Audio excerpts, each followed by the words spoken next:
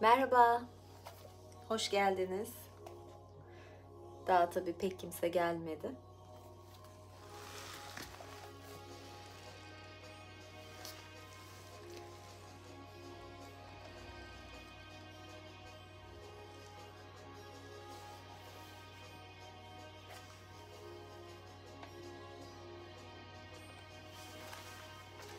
Yorumları kapayım öncelikle.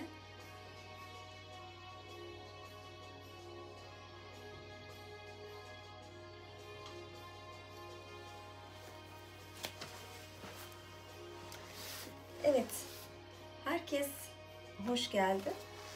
Bugün size Kelt mitolojilerinden bir öykü okuyacağım. İsterseniz en başta biraz size Keltleri tanıtayım. Gerçi hepiniz biliyorsunuzdur diye düşünüyorum. Şöyle bir saniye.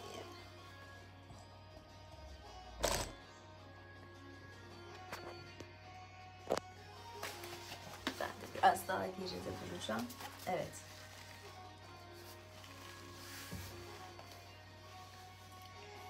Keltler milattan önce 800'den milattan sonra 400'e kadar Kuzey Avrupa'da yaşamış bir topluluk. Ama yani Keltler hiçbir zaman tek bir millet şeklinde olmamış. Yani Keltler tüm İngiltere'de yani bu kıtada, Britanya kıtasında olduğu kadar Fransa'da da yer almış Keltler. Yani Fransa'nın bir bölümü de Keltlerin hakimiyetindeydi. Bretonya denilen bölge. Ve şöyle söyleyeyim, milattan önce dur bakayım kökenleri milattan önce 1500'lere dayanıyor. Milattan sonra 100. yüzyıla geldikten sonra artık böyle bayağı etkinlikleri azalıyor. Ve Hristiyanlık da zaten etkili olmuş oluyor o dönemde. Ve dediğim gibi ondan sonra daha çok Britanya kıtasında yer almış oluyorlar. Ama yani siz Keltleri bir sürü şeyden bilebilirsiniz. Yani birçok mitoloji aslında Kelt mitolojisinden gelmektedir. Ve bir masal demeyeceğim, bir mitoloji diyeceğim. Böyle bir şey seçtim. Bunu okuyacağım şimdi size. Biraz uzun. Ben belki ilk bölümünü okurum. Daha sonra ne yaparız? Belki devam ederim. Ya da artık siz kendiniz okursunuz onu. Ya da şöyle mi geçsem tam karşıda. Yani bir türlü ben burada kamerayı ayarlayamıyorum. O kadar yatay ki böyle yan mı uzanacağım, ne yapacağım falan diyorum. Böyle geçtiğim zaman etraf çok yan taraflar boş. O yüzden tam yerleşemiyorum. Kusura bakmayın. Belki birazcık böyle yine şey yapacağım. Nasıl diyeyim? Evet.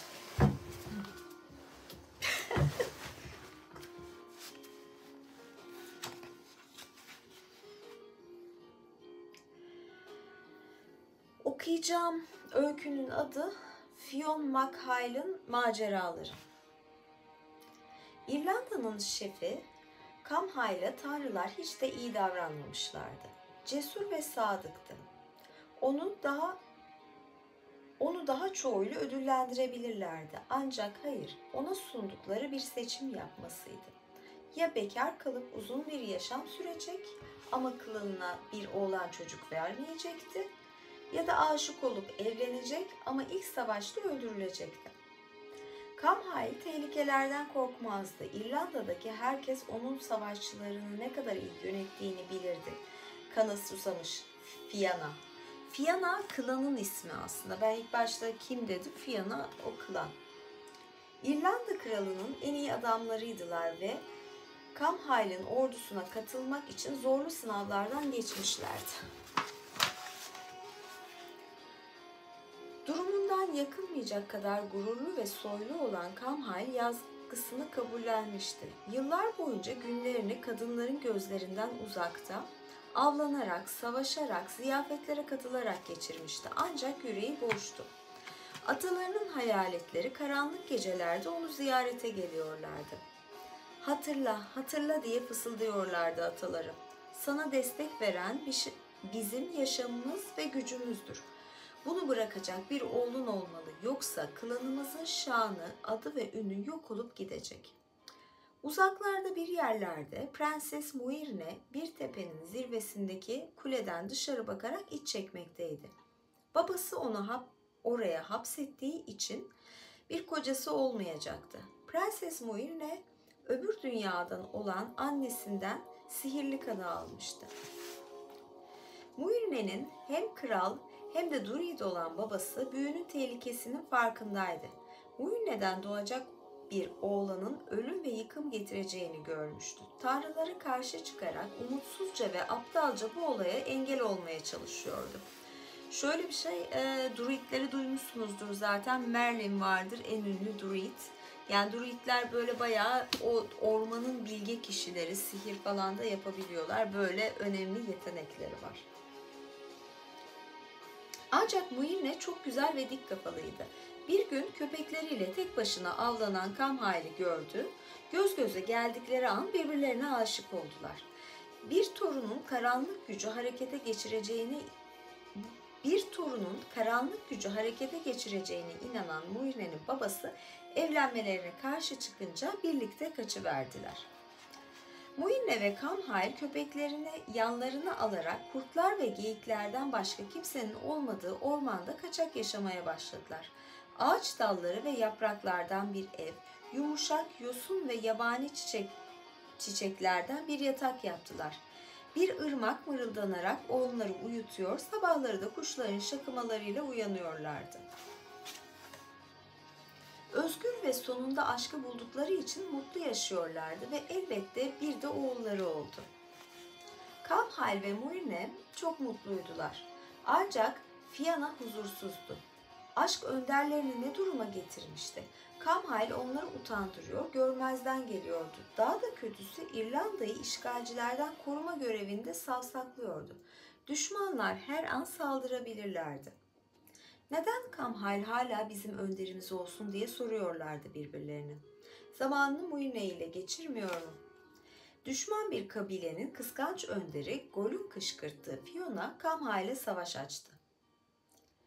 Tanrıların buyurduğu gibi Kamhail savaşta öldü. Gol Fiona'nın önderi oldu ve Kamhail'in oğlunu İrlanda dışına sürgüne yolladı.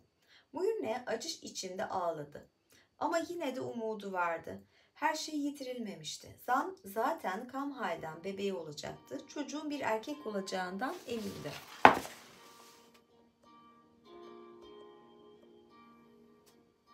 Yayın kesildi mi? Nerede kesildi? Şimdi böyle bir durum oldu. Pardon.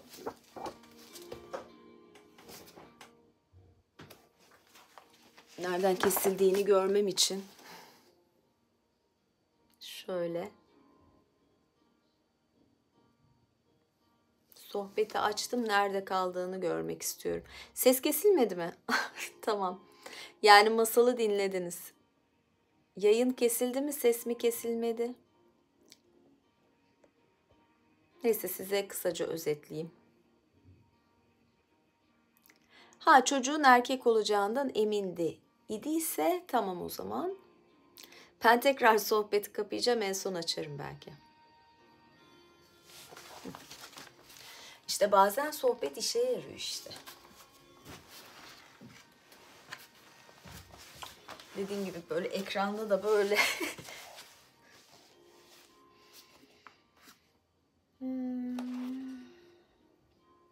öyle de oldu. Elbette çocuğun yaşamı daha doğar doğmaz tehlikeye girmişti. Kamhail klanının son önderi Gol, Kamhail klanının son önderi Gol onu öldürmek istiyordu. Muirne bu yüzden oğlunu dağlara götürdü. Orada onu bir cadı, diğeri druid olan iki kadına emanet etti. Ona iyi bir savaşçı olmayı öğretin dedi Muirne. Ancak hem onun hem de kendinizin yaşamına değer veriyorsanız kimseye ailesinden söz etmeyin. Oğlan büyüyünce uzun boylu, yakışıklı, akıllı, güçlü ve cesur bir genç oldu. Kadınlar ona avlanmayı, balık tutmayı, at binmeyi, savaşmayı öğretti. Akıllı oldukları kadar sert de olan bu kadınlardan ötürü oğlanın eğitimi epey zorlu geçti.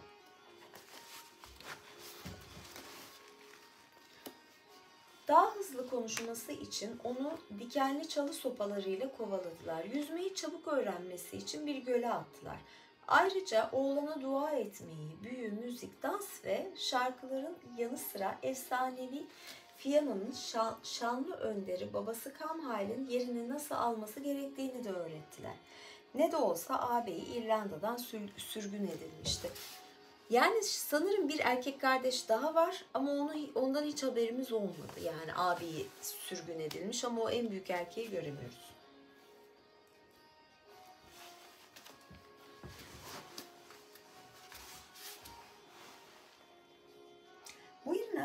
Muirne ancak 6 yıl sonra oğlunu görmeye geldi. O anı aklından hiç çıkarmadı. Annesi kurt başlarıyla süslenmiş sihirli bir arabayla gelmişti. Yatağına oturmuş onu kucaklayıp öpmüştü. Ardından söylediği küçük bir ninniyle hayal dünyasına gitmesini sağlamıştı. Oradan bir gün dağdaki ormanda gezinirken at binen, spor yapan, avlanan bir grup gençle karşılaştı. Önce arkadaş olarak aralarına karıştı. Kısa bir süre sonra da onların önderleri oldu. Arkadaşları ona parlak anlamına gelen Fionn adını takmışlardı. O günden sonra da bu adla anılmaya başladı. Zaten Fionn Camhail'in maceraları olarak okuyorum.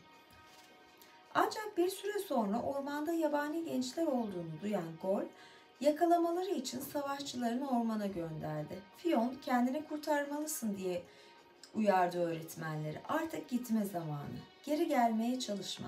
Burası sihirli bir yer. Bir daha asla bulamazsın. Fionn hızla oradan uzaklaştı. Reislerinin evlerinde saklanacak bir yer bulmaya çalıştı ama Gol'ün korkusundan kimse onu kabul etmedi. Yalnız ve avare bir halde hayatta kalabilmek için kötü adamlarla, vahşi canavarlarla savaşmak zorunda kaldı. Öldürdüğü ilk adam babasıyla savaşmış Fiona'dan biriydi. Fionn adamın üzerinde klanın önderi olarak kendisine ait olan sihirli bir çanta buldu. Çanta sihirli güçlere sahipken kuşa dönüşmüş çok güzel bir kadının derisinden yapılmıştı. Çantanın sihri günde 2 kez denizin yükselme anlarında İrlanda'nın en büyük kahramanlarının silahlarıyla doluyor olmasıydı.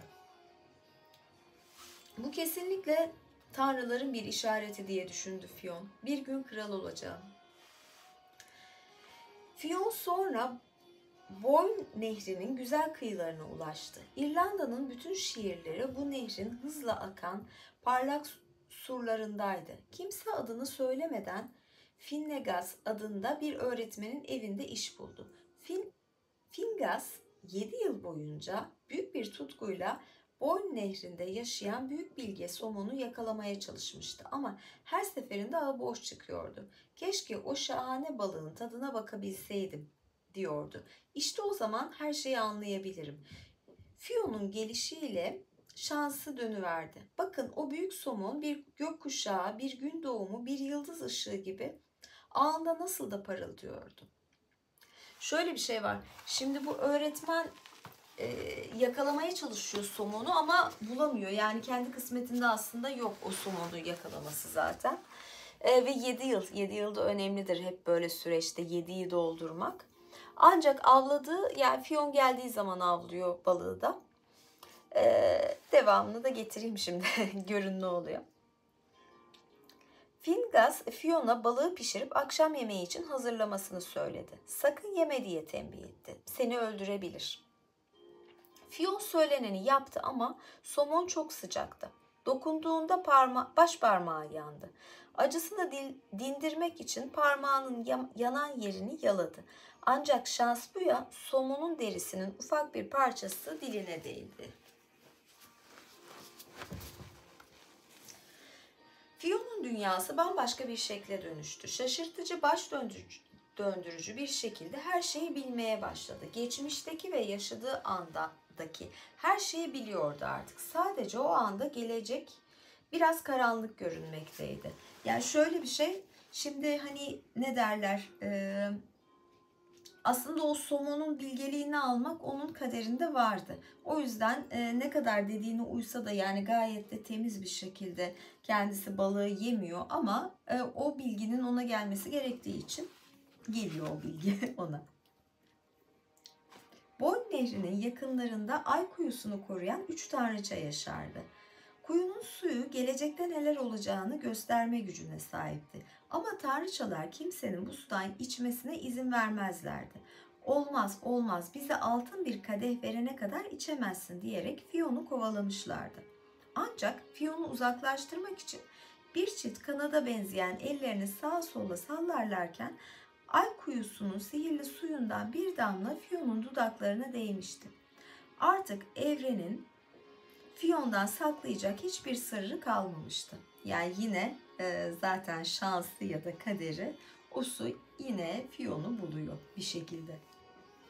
İrlanda kralı birbirleriyle ilgili şikayetlerini dinlemek üzere savaşçılarını saraya topladığında, yılın bizim Cadılar Bayramı adını verdiğimiz dönemi olan Samhain'di. Fionn da oraya gidip babası Kamhail'i öldürdüğü için Gol'den hesap sormaya karar vermişti. Samhain, evet, Cadılar Bayramı daha yeni geçti zaten. Şeyini de görürsünüz hani nedir anlamı. Samhain aynı zamanda bu dünyanın öbür dünyaya en çok yaklaştığı bir dönemdi. Her Samhain zamanı tanrılar, hayaletler ve gölgeler tuhaf şekillere bürünür, yaşayanların arasında dolanırlardı. Kralın sarayı 9 yıl boyunca her yıl öbür dünyadan kötü bir ruh tarafından yok edilmekteydi. Kötü ruhun adı Alien'dı.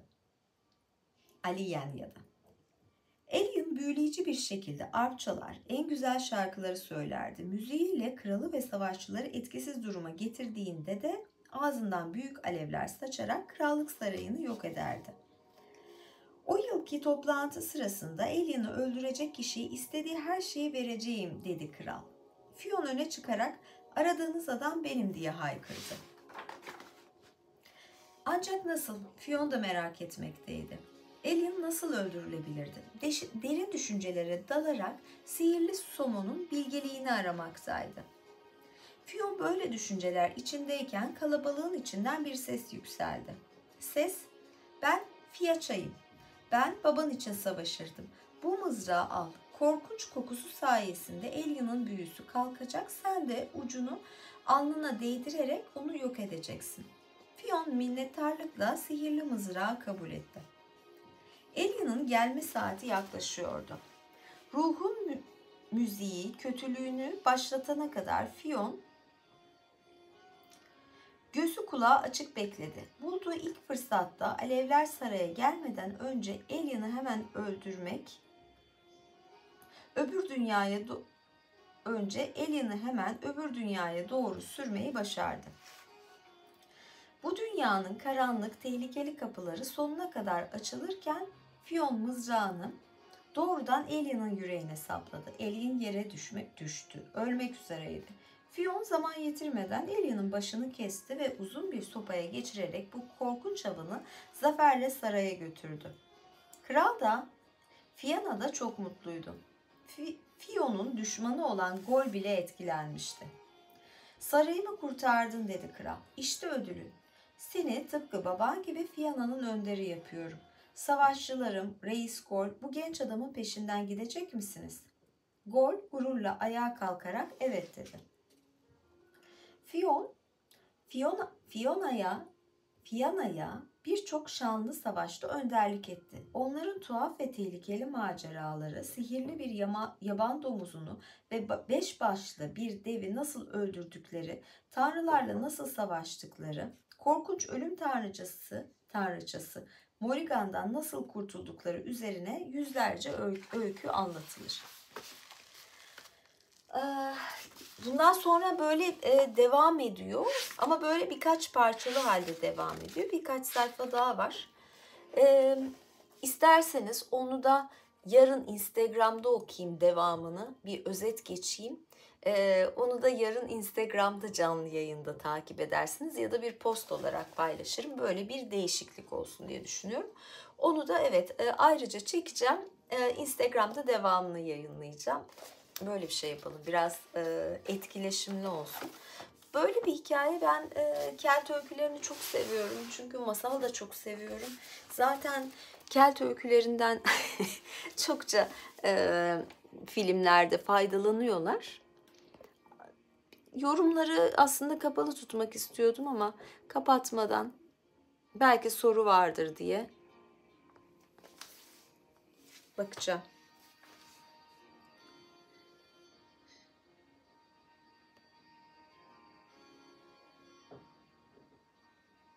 Neyse, ben evet, dediğim gibi şu an kapatıyorum. Hiç bunlarla uğraşmayalım. Masalımı okurum, çıkarım. Tekrar görüşmek üzere. İyi günler, iyi akşamlar, iyi geceler. Tamam.